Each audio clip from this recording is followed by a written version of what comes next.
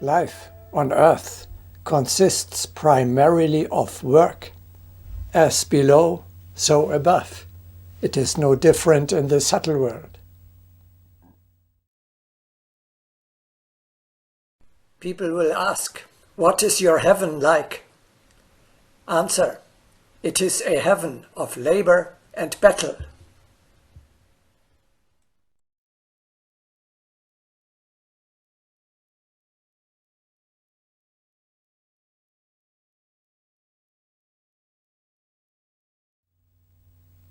If you want to participate in the life of the higher world, you must participate in the work that is being carried out there.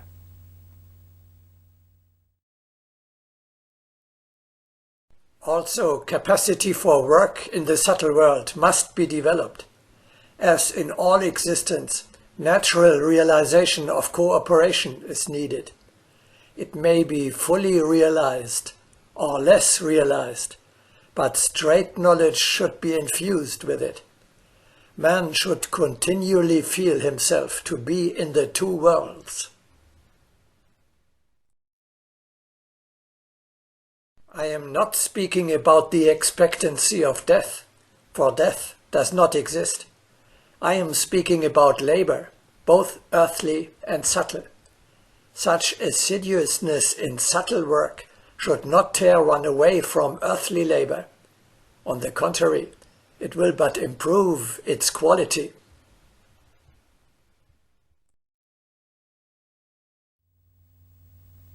If the life of your soul in the higher world is your true existence, it follows that your work there is much more important than your work on earth.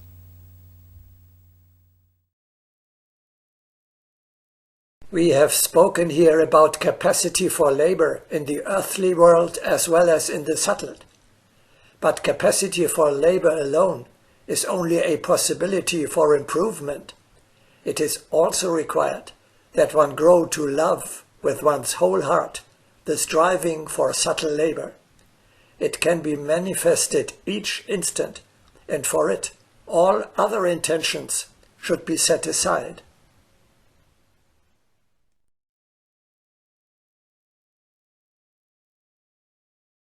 What kind of work is there to be done in the subtle world? Subtle work has two aspects.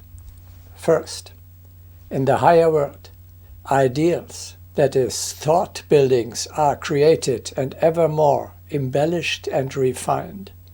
You can participate in this labor already during your earthly incarnation.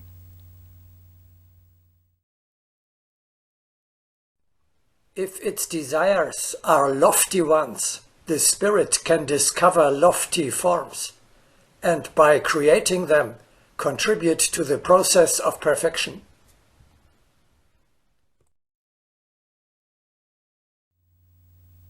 He who writes a novel like Tolstoy creates a world of thoughts of its own in which the reader is immersed. Plato, in his opus The Republic, has erected a gigantic edifice of thought.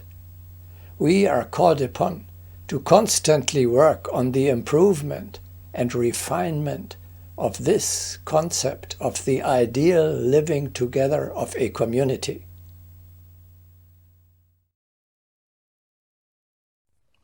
Indeed, in the subtle world, it is easy for a conscious spirit to create. It can create without effort by transferring earthly images to a superior form. But this creative work is not limited to one domain. This process also implants better images on earth.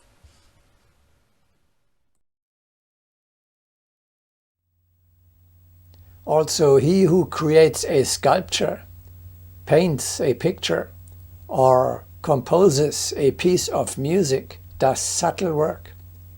Even if you only dream, this is already creative activity.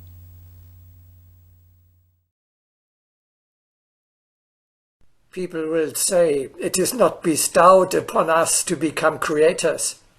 yet at the same time they themselves, not noticing it, create beautifully, psychically. Such creativeness is necessary for their progress in the supermundane world. Therefore, reaffirm the art of dreaming, which facilitates progress in the highest realms.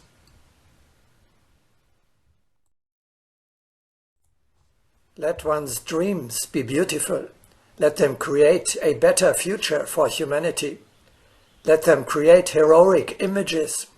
Let them penetrate into higher supermundane realms. Let them lead one to know the higher beings. Only through these qualities will the dream bear fruit. It will realize the consciousness of the Creator and will produce precious vibrations for the common good.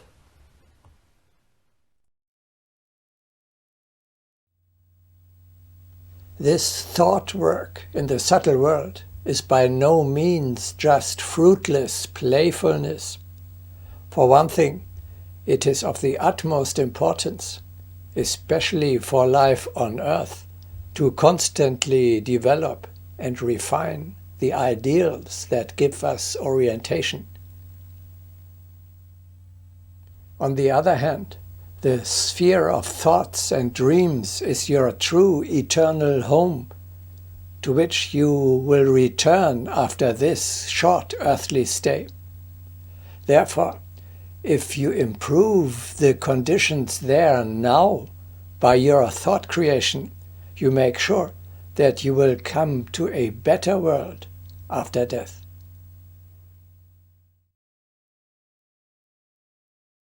Is it possible for one incarnated on Earth to create mentally in the subtle world? One can participate in a great number of improvements. So we prepare during earthly existence the future beautiful gardens. Thought, in all its constructiveness, also creates our own future happiness.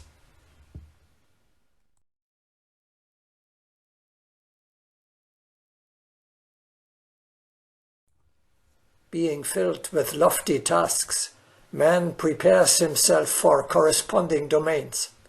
By degrees, he so accustoms himself to this way of thinking that he begins to belong entirely to an equally beautiful life in the subtle world.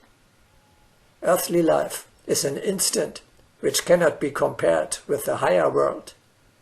Therefore it is prudent, even in this brief moment, to derive advantage for a more prolonged one.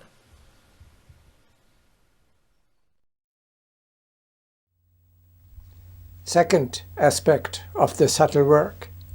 These thought constructions, dreams or ideals must be densified more and more and finally molded into a material reality.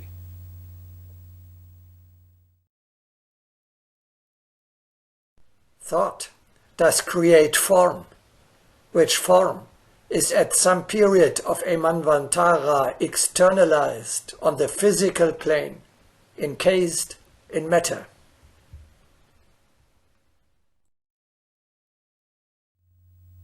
Thus, you are doing subtle work as well when you make your contribution to the realization on Earth of the images, the ideas that have been developed on the spiritual plane.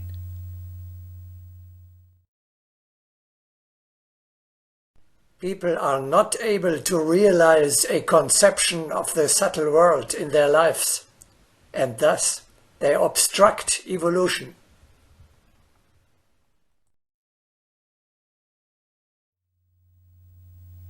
Thereby you unite the worlds, bring the earth closer to heaven, and make sure that more and more paradisiacal conditions prevail down here as well.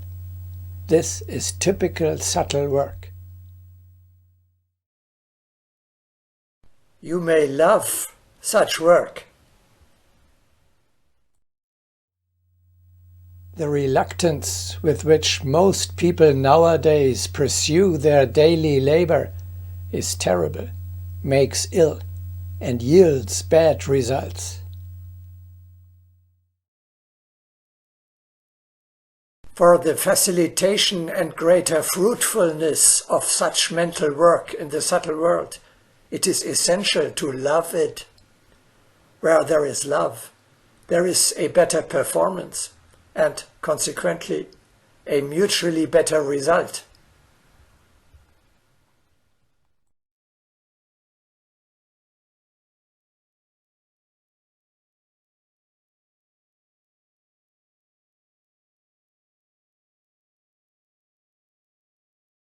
What does this mean for my day-to-day work? I am not an artist. Let us look at two examples. First example. I am a lawyer by profession. This work left me unsatisfied for many years because I earned money but found no deeper meaning in it. I was a work slave. My clients paid me to enforce their personal egotistic interests. I feel the same way. How does professional work acquire a meaning that is worth toiling for?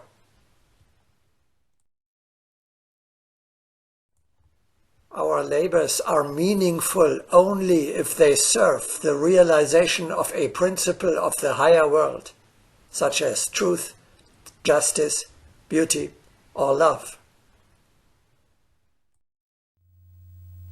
For a lawyer, this means his higher subtle work consists in establishing justice. Concretely, that works like this. He looks at the immeasurable multitude of material facts of a case, selects those that are legally relevant, and then forms a picture of where justice lies, what a just solution to the case might look like. The lawyer for the opponent and the court may form a very different opinion. Ideally, they come to a joint judgment that establishes justice between the disputing parties.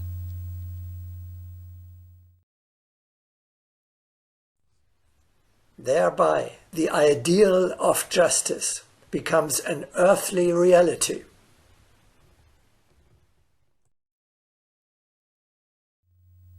This is subtle work. This is how the principles of the higher world are realized on earth. This is how the worlds are united. Second example, the subtle work of an artist or even an apprentice painter is to create beauty. The apprentice painter imagines how he could decorate a room beautifully. This too is thought creation. Then he materializes this ideal by painting the room accordingly.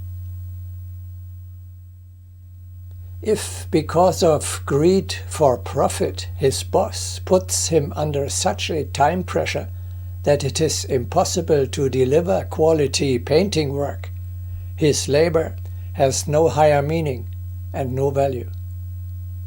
You see, a spiritual toiler who does subtle work is not only a writer or a philosopher, but also a craftsman.